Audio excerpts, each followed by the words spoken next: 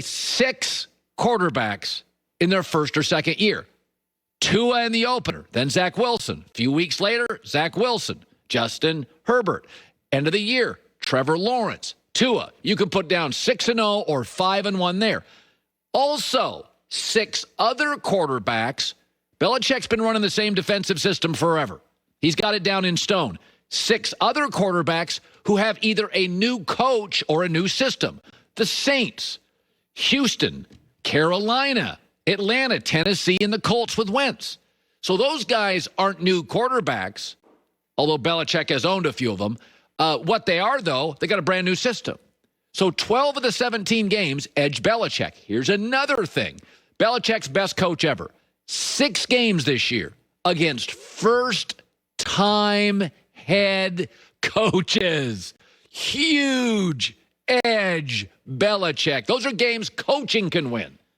He's looking at that. Young quarterbacks, first-time head coaches.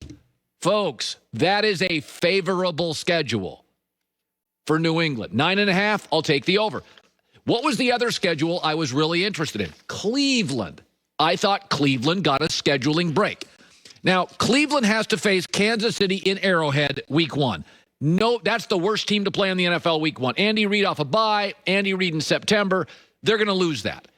But if you look at the way, because Cleveland has New England on the schedule, Green Bay on the schedule, a tough division, Kansas City on the schedule. So it could have been brutal. It's not. It works in Cleveland's favor. So take the Kansas City game out 0-1. I said they have 8 new defensive starters or 9, right? They need a soft open to get those guys ready. Well, after Kansas City, dysfunctional Houston and Chicago and Andy Dalton. Then Minnesota rebuilding. Then a rookie head coach, Brandon Staley. Then they get Arizona, Denver at home. And Pittsburgh at home. So after Kansas City, 5 of their next 7 are at home. Don't have to travel. Don't have to lose any time there. And a lot of these are dysfunctional offenses. At the end of the year, we said they play back-to-back Ravens, but they get a break there. They get at Baltimore by Baltimore. But Baltimore doesn't get a bye in the second game. They face the Steelers before that second Browns game. Big edge Cleveland. Also the Raiders. We said the Raiders are much tougher to face in September and early October. They've been a giant killer. They beat the Saints last year. They beat the Chain. But they have died because they don't have the depth. They've died post-Thanksgiving. They get the Raiders later in the year. So I look at that and I think to myself, yeah, Kansas City is just everybody. Kansas City would beat everybody, including Tampa Bay, in a rematch of the Super Bowl with that rebuilt O-line. Kansas City, week 1 in Arrowhead, you don't want any part of that. After that, it's home games, young coaches. End of the year, they get a break and a bye with Baltimore. They get the Raiders later than early. And by the way, they also get Big Ben week 17. Big Ben's an older quarterback. They're not as good late as they are early, especially for a guy who's never, manicured his body like Tom Brady. So I thought New England and Cleveland are 9.5 win over-under bets. I like the over on both. I thought they both got a scheduling break. That's how I rate schedules.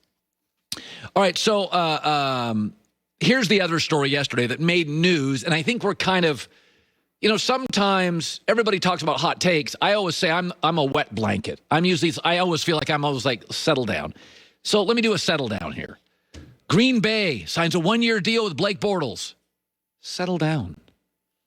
That's an indictment of Jordan Love. That's all that is. That's telling you Aaron's older. He's 37. He's been hurt more than once.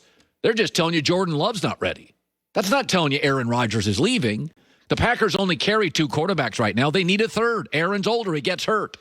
That doesn't tell you Aaron Rodgers is leaving. It's tell you Jordan Love, we don't think right now, is as good as Blake Bortles. That's the issue. By the way, yesterday, John Kuhn, former fullback for the Packers, came out and reiterated Aaron Rodgers, Green Bay is fixable. Why is that noteworthy? Because John and Aaron are boys. And that is the third close friend / ally of Aaron Rodgers. James Jones, John Kuhn, A.J. Hawk on this show have all used the word fixable. You think it's a coincidence? They're talking to Aaron. Also, the Packers' schedule came out. 5 primetime games and 6 afternoon games equals 11 total national TV games more than Dallas. Leagues always know what's up. Remember when James Harden and the Rockets weren't scheduled for Christmas? The league knew he's getting traded. Fertitta talks to Silver. He's getting traded. The league knows something here. They got a sense that Aaron's not going anywhere. Listen, Aaron is trapped. And I'm more of a rip the Band-Aid off guy. If somebody doesn't want to be with me, girl, quarterback, I'm out. There's a sea of people. But Aaron's trapped. Green Bay owns his rights for 3 years. Where's he going to go? I'm going to retire. All right, go to Jeopardy. You got to stay out for 3 years. Also, trading Aaron Rodgers would be a wildly splashy move. If I say to you, what's the opposite of splashy in the NFL? You would say, Packers. There's no incentive to trade him because you can't get anything in return. What's Denver going to give you, Teddy Bridgewater? So the Green Bay roster is a collection of some veteran players who are very expensive. It's not a rebuild. You got contracts, guys you got to pay. It is not a rebuild. There's no incentive to trade him. You have his rights. You've been to back-to-back NFC championships. 3 of Aaron's friends are all using the exact word, fixable. It's not a coincidence. Here's what happened. 2 weeks ago, the story leaks. He's out of here, 100%. Gone. 2 weeks later, all his friends. It's fixable. You know what this is. It's human. Aaron was humiliated on draft night a year ago. Humiliated. They drafted Jordan Love. Aaron was pissed. So he waited 1 year. Pew, he fired back. And he said, I'm going to hurt you like you hurt me. And it got real hot, and everybody talked about it. 2 weeks later, Aaron's coming back. It's human. You humiliate me. I'm not going to forget. I'm going to humiliate you. What do they always say? I'll forgive. I'm not going to forget. Aaron, even his friends have acknowledged he can be a little petty, a little bit of a grudge holder. It's okay. A lot of people are. It's okay. No reason not to like him. But the NFL knows something. They got all these 11 games, national TV games. His buddies are all using the same word. The Blake Bortles thing, come on. That doesn't mean anything. If anything, that's telling you they don't trust Jordan Love right now if Aaron got hurt. So I think everybody jumped to the conclusion he's gone. And I think, no, folks, where's he going to go? I mean, let's say you run the Green Bay Packers. All of us think we're armchair GMs. You run the Packers. Would you trade him to Denver? Yeah, I would too, if Jordan Love could play. But the Packers said 2 days ago, quote, he's a long way off, unquote. The Packers just acquired Blake Bortles, telling you he's a long way off, unquote. Aaron's not going anywhere.